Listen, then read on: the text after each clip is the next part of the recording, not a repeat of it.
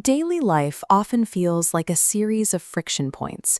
We navigate a landscape of online arguments, deepening societal divides, and a pervasive exhaustion that comes from living in a world where everyone seems ready for a fight. Ancient spiritual texts describe this specific cultural climate as the Dharma ending age. This era is defined by a collective addiction to conflict and a priority on being right over being at peace. This external chaos provides the specific energy needed to fuel a psychological threat living inside the human mind, one that thrives on the very friction we find so draining. A classic parable illustrates this through the story of a proud samurai. He sought out an elderly Zen master with a demanding question: "What is the nature of heaven and hell?" The master offered no philosophy. Instead, he looked at the warrior and began hurling insults, calling the samurai a coward and a fool who didn't deserve his rank. The master was targeting what Buddhism calls a demon, or ma. These are not monsters from folklore. They are the internal states of affliction and ego that reside within our own consciousness. These internal demons sustain themselves on the energy of the human ego.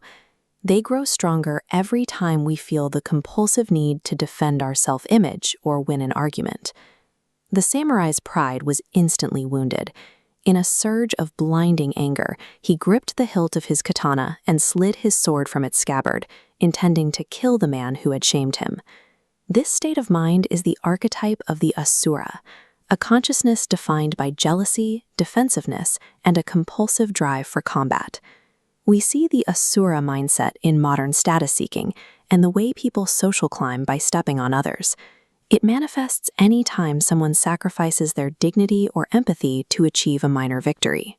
When the samurai chose a violent, ego-driven response, he became a living embodiment of this archetype, surrendering his agency to his internal fire.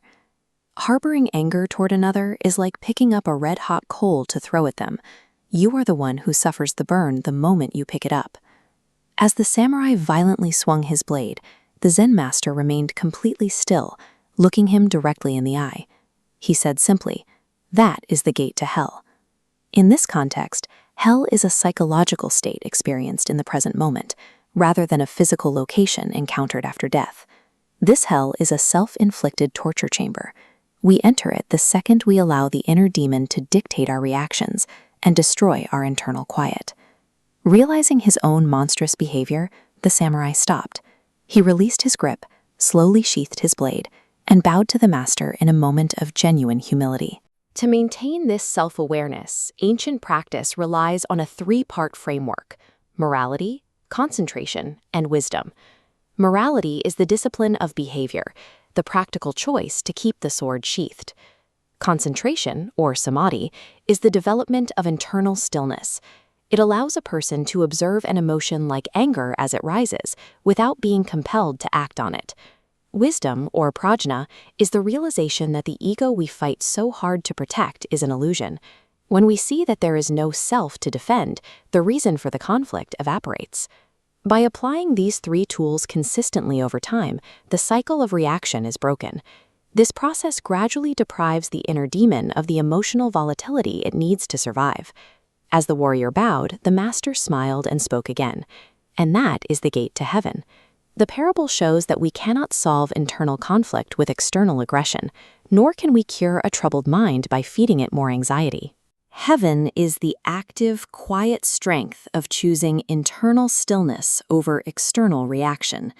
It is a state of mind maintained through the practice of awareness.